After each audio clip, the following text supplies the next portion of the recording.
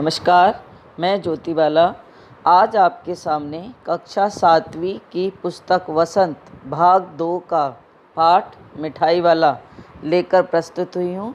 इसके लेखक हैं भगवती प्रसाद वाजपेयी। इसका मुख्य पात्र मिठाई वाला है और वो समय समय पर बाँसुरी भी बेचता है। वह व्यक्ति बहुत ही दुखी है। इसका जो मुख्य पात्र है वह बहुत दुखी है, परंतु वह अपनी इतनी विशिष्ट परिस्थितियों में भी अपने आपे को नहीं खोता है। उसकी यही एक विशेषता है और दुख के समय में कभी घबराना नहीं चाहिए और ना ही अपने कभी आपे को खोना चाहिए। जीवन में दुख और सुख तो निरंतर चलते ही रहते हैं। जीवन के दो पहलू हैं, सुख और दुख। इसी अध्याय से हमें ये भी सीख मिलती है कि समय के साथ साथ परिस्थितियाँ बदलती रहती हैं। जीवन में आने वाले उतार चढ़ाव से हमें कभी घबराना नहीं चाहिए। तो आइए हम इसी के साथ अपना ये पाठ प्रारंभ करते हैं। मिठाई वाला। बहुत ही मीठे स्वरों के साथ वह गलियों में घूमता हुआ कहता, बच्चों को बहलाने वाला, खिलौने वाला। वह फेरी वाला है, जगह जगह पर घूमता फिरता रहता और बच्चों के लिए खेल खिलौने लेकर आता और घूमते फिरते ही वह आवाज़ लगाता कि खिलौने वाला आया है और बच्चों को बहलाने वाला आया है। इस अधूरे वाक्य को वह ऐसे विचित्र किंतु मादक मधुर ढंग से गाकर कहता कि सुनने वाले एक बार अस्थिर हो उठते। उसकी आवाज़ को सुनकर, उसके स्वर को सुनकर बच्चे और बड़े सभी बेचैन हो उठते। उसके स्नेह विभक्त कंठ से फूटा हुआ गान सुनकर निकट के मकानों में हलचल मच जाती। छोटे छोटे बच्चों को अपनी गोद में लिए युवतियाँ चिकों को उठाकर छज्जों पर नीचे झांकने लगती। चिकों जो फूस से बनी होती है, जिससे गेट ढका रहता है, वह उनको उठाकर और गैलरी माँ के छज्जों पर आकर वो नीचे झांकने लगती। गलियों और उनके अंतर्व्यापी छोटे छोटे उद्यानों में खेलते और इठलाते हुए बच्चों का झुंड उसे घेर लेता और तब वह खिलौने वाला वहीं बैठकर खिलौनों की पेटी खोल देता। बच्चे उसको चारों तरफ से बगीचों में आकर घेर लेते और वह तभी अपनी खिलौनों की पेटी को खोल लेता। बच्चे खिलौने देखकर पुलकित हो उठते। वे पैसे लाकर खिलौने का मोल भाव करने लगते। पूछते, इसका दाम क्या है? ऑल इचका। खिलौने वाला बच्चों को देता और उनकी नन्ही नन्ही उंगलियों से पैसे ले लेता और बच्चों की इच्छा अनुसार उसे खिलौने दे देता। बच्चे अपनी तोतली भाषा में सभी खिलौनों का दाम पूछने लगते। खिलौने वाला उससे पैसे ले लेता और उसको खिलौने दे देता। खिलौने लेकर फिर बच्चे उछलते कूदते लगते और तब फिर खिलौने वाला उसी प्रकार गाकर कहता, बच्चों को बहलाने वाला, खिलौने वाला। सागर की हिलोरों की भांति उसका ये मादक गान गली भर के मकानों में इस ओर से उस ओर तक लहराता हुआ पहुंचता और खिलौने वाला आगे बढ़ जाता। राय विजय बहादुर के बच्चे भी एक दिन खिलौने लेकर घर आए। वे दोनों बच्चे थे, चुन्नू और मुन्नू। चुन्नू जब खिलौने लेकर आया तो बोला, मेरा गोला कैसा चुंदल है। मुन्नू बोला, और देखो मेरा गोला कैसा चुंदल है। दोनों भाई बहन अपनी तोतली भाषा में अपने अपने घोड़ों की विशेषता बता रहे हैं। दोनों अपने हाथी घोड़े लेकर घर भर में उछलने लगे। इन बच्चों की माँ रोहिणी कुछ देर तक खड़े खड़े उनका खेल निहारती रही। अंत में दोनों बच्चों को बुलाकर उसने पूछा, अरे ओ चुन्नू मुन्नू, ये खिलौने तुमने कितने में लिए हैं? मुन्नू बोला, 2 पैसे में। खिलौने वाला दे गया ये। रोहिणी सोचने लगी, इतने सस्ते कैसे दे गया ये तो वही जाने, लेकिन दे तो गया ही है, इतना तो निश्चय है। एक जरा सी बात ठहरी, रोहिणी अपने काम में लग गई। फिर कभी उसे इस बात पर विचार करने की आवश्यकता भी भला क्यों पड़ती। फिर दूसरा अध्याय है इसका। 6 महीने बाद नगर भर में 2-4 दिनों से एक मुरली वाले के आने का समाचार फैल गया।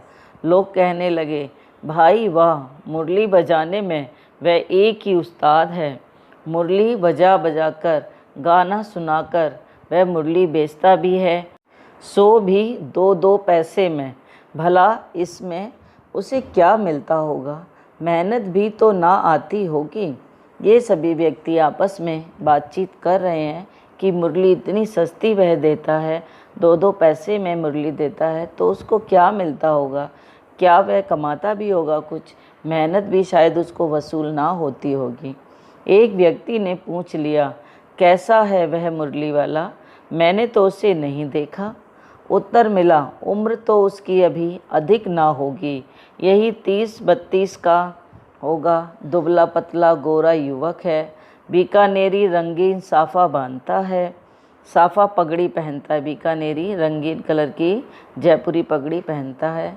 वही तो नहीं जो पहले खिलौने बेचा करता था? क्या वह पहले खिलौने भी बेचा करता था? अब यहाँ आपस में व्यक्ति बात कर रहे हैं उस मुरली वाले के विषय में कि वह वही व्यक्ति तो नहीं है जो पहले खिलौने बेचने आया करता था, अब वह मुरली बेचने के लिए आया है। हाँ, जो आकार प्रकार तुमने बतलाया उसी प्रकार का वह भी था, तो वही होगा। पर भाई, है वह एक उस्ताद। प्रतिदिन इसी प्रकार उस मुरली वाले की चर्चा होती। प्रतिदिन नगर की प्रत्येक गली में उसका मादक मृदुल स्वर सुनाई पड़ता।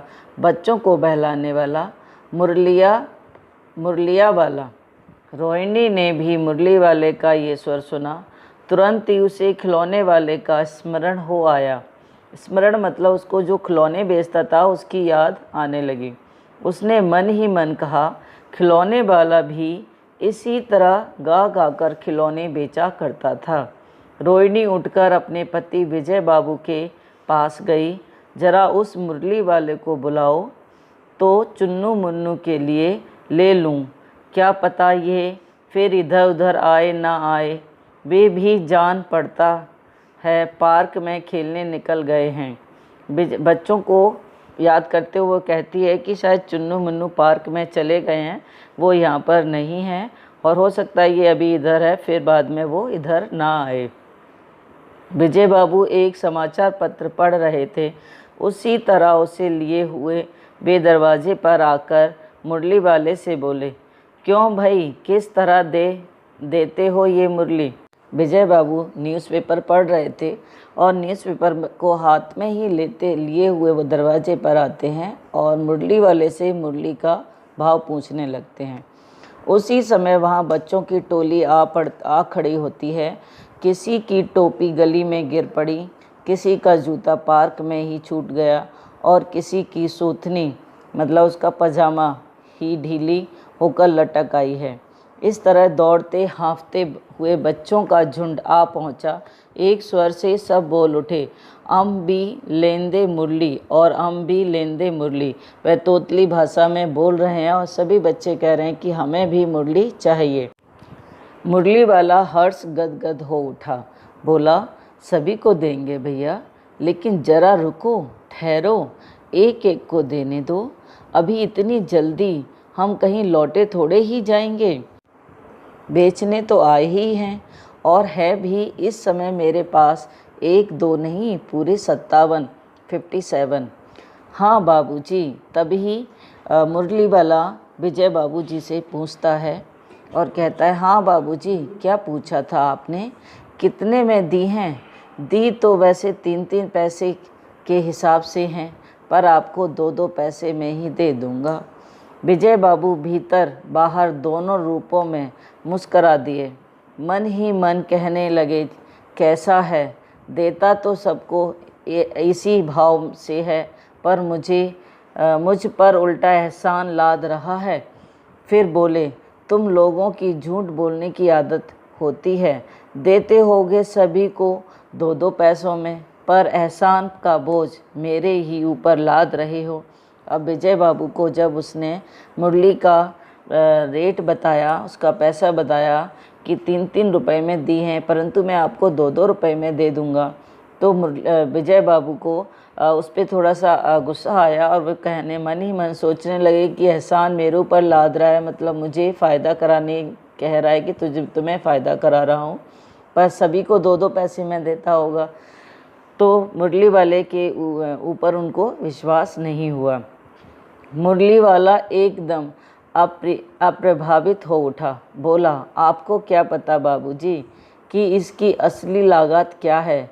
ये तो ग्राहकों का दस्तूर होता है कि दुकानदार चाहे हानि उठाकर चीज़ क्यों ना बेचे, पर ग्राहक यही समझते हैं दुकानदार मुझे लूट रहा है। आप भला काहे को विश्वास करेंगे? लेकिन सच पूछिए तो बाबूजी, असली दाम तो 2 ही पैसा है। आप कहीं से भी इसे 2 पैसे में नहीं पा सकते हैं। मैंने तो पूरी 1000 बनवाई थी, तब मुझे इस भाव में पड़ी है। विजय बाबू बोले, अच्छा, मुझे ज़्यादा वक्त नहीं गंवाना है और जल्दी से मुझे 2 निकाल कर दे दो। 2 मुरलियाँ लेकर विजय बाबू फिर मकान के भीतर पहुंच गए। मुरली वाला देर तक उन बच्चों के झुंड में मुरलियाँ बेचता रहा। उसके पास कई रंग की मुरलियाँ थीं। बच्चे जो रंग पसंद करते, मुरली वाला उसी रंग की मुरली उन्हें निकाल कर दे देता। ये बड़ी अच्छी मुरली है। अब ये बच्चे आपस में बात कर रहे हैं और मुरली वाले से भी बार बार इशारा कर कर उन्हें कह रहे हैं कि उनको कौन सी मुरली चाहिए। तुम यही ले लो बाबू, राजा बाबू तुम्हारे लायक तो बस यही है। हाँ भैया, तुमको वही देंगे, ये लो। तुमको वैसे भी यही चाहिए तो तुम इसी को अपने पास रखो। मुरली वाला बच्चों से घिरा हुआ है, उसके चारों तरफ बच्चे हैं और बच्चे जिस रंग की मुरली उससे मांग रहे हैं वह उसी रंग की मुरली उनको उठाकर दे रहा है। ये नारंगी रंग की, अच्छा वही लो। ले आए पैसे? वह मुरली वाला बच्चों से पूछ रहा है, क्या तुम पैसे ले आए? अच्छा ये लो, तुम्हारे लिए पैसे पहले से ही ये निकाल कर रखी थी। तुमको पैसे नहीं मिले? वह दूसरे बच्चे से कहता है, क्या तुम्हें पैसे नहीं मिले? तुमने अम्मा से ठीक से नहीं मांगे होंगे पैसे। धोती पकड़कर पैरों में लिपटकर अम्मा से पैसे मांगे जाते हैं। बाबू, हाँ फिर जाओ, अब की बार मिल जाएंगे। दुआनी है तो क्या हुआ, ये तो पैसे वापस लो। ठीक हो गया ना हिसाब? मिल गए पैसे। देखो मैंने तरकीब बताई। अच्छा, अब तो किसी को नहीं लेना है? वह बच्चों से पूछता है, तो अब तो किसी को नहीं लेनी है मुरली, सब ले चुके हैं ना? तुम्हारी माँ के पास पैसों नहीं हैं? अच्छा तुम भी ये लो। वह दूसरे बच्चे से कहता है, क्या तुम्हारी माँ के पास पैसे नहीं हैं? तो तुम भी ले लो। वह उसको बच्चे को ऐसे ही दे देता है। अच्छा तो अब मैं चलता हूँ। इस बार मुरली वाला फिर आगे बढ़ गया। अब इस पाठ का तीसरा भाग है हमारा। आज अपने मकान में बैठी हुई रोहिणी मुरली वाले की सारी बातें सुनती रही। आज भी उसने अनुभव किया, बच्चों के साथ इतने प्यार से बातें करने वाला फेरी वाला पहले कभी नहीं आया। फिर वह सौदा भी कैसा सस्ता बेचता है, भला आदमी जान पड़ता है। रोहिणी बैठी हुई सोच रही है कि भला आदमी जान पड़ता है जो सस्ता सामान भी बेचकर जाता है, बच्चों को इतने प्यार से सामान देता है। कोई वजह तो ज़रूर है जो अपने पेट की खातिर वह जगह जगह घूमता फिरता है। समय की बात है जो बेचारा इस तरह मारा मारा फिरता है। पेट जो ना कराए सो थोड़ा। इसी समय मुरली वाले का क्षीण स्वर दूसरी निकट की गली से सुनाई पड़ा, बच्चों को बहलाने वाला मुरलिया वाला। रोहिणी इसे सुनकर मन ही मन कहने लगी, और स्वर कैसा मीठा है इसका। बहुत दिनों तक रोहिणी को मुरली वाले का ये मीठा स्वर और उसकी बच्चों के प्रति वे स्नेहसिक्त बातें याद आती रहीं। महीने के महीने आए और चले गए, फिर मुरली वाला ना आया। धीरे धीरे उसकी स्मृति भी क्षीण हो गई। अब इसमें मुरली वाला काफ़ी समय के बाद आया करता था, तो काफ़ी समय तक, कई महीनों के बाद वह तक नहीं आया। तो उसकी याद भी थोड़ी धुंधली हो गई। इसी पाठ का चौथा भाग है 8 मास बाद। सर्दी के दिन थे। रोहिणी स्नान करके मकान की छत पर चढ़कर अजानुलंबित केश राशि सुखा रही थी। इसी समय नीचे की गली में सुनाई पड़ा बच्चों को बहलाने वाला मिठाई वाला। अब ये फेरी वाला 8 महीने के बाद आता है और बेचने के लिए मिठाई लेकर आता है। जो रोहिणी है अपनी छत पर अपने केस को सुखा रही थी, बालों को सुखा रही थी और उसको ये सुर सुनाई पड़ा। मिठाई वाले का स्वर उसके लिए परिचित था। झट से रोहिणी नीचे उतर कर आई। उस समय उसके पति मकान में नहीं थे। हाँ, उनकी वृद्धा दादी थी। रोहिणी उनके निकट आकर बोली, दादी, चुन्नू मुन्नू के लिए मिठाई लेनी है, जरा कमरे में चलकर ठहराओ। मैं उधर कैसे जाऊं, कोई आता ना हो। जरा हटकर मैं भी चिक की ओट्स में बैठी रहूँगी। और दादी उठकर कमरे में आकर बोली, ए मिठाई वाले, इधर आना। मिठाई वाला निकट आ गया। बोला, कितनी मिठाई दूँ माँ? ये नए तरह की मिठाइयाँ हैं, रंग बिरंगी, कुछ कुछ खट्टी, कुछ कुछ मीठी, जायकेदार, बड़ी देर तक मुंह में टिकती हैं, जल्दी नहीं घुलती, बच्चे बड़े चाव से चूसते हैं। इन गुणों के सिवाय ये खांसी भी दूर करती हैं। कितनी दूं? चटपटी गोली, पहलदार गोलियां हैं, पैसे की 16 देता हूँ। अब मिठाई वाला मिठाई लेकर आया है और वो चुन्नू मुन्नू के लिए मिठाई देने के लिए पूछता है और मिठाई की विशेषताएं भी बताता है और कहता है कि 1 पैसे की वो 16 मिठाई दे रहा है। दादी बोली, 16 तो बहुत कम होती हैं, भला 25 तो देते। मिठाई वाला बोला, नहीं दादी, अधिक नहीं दे सकता, इतना भी देता हूँ। ये अब मैं तुम्हें क्या। खैर, मिठाई वाला और भी कुछ कहना चाहता है कि इतना भी मैं दे रहा हूँ, वो भी रेट टू रेट ही दे रहा हूँ, इसमें मुझे कोई फ़ायदा नहीं है।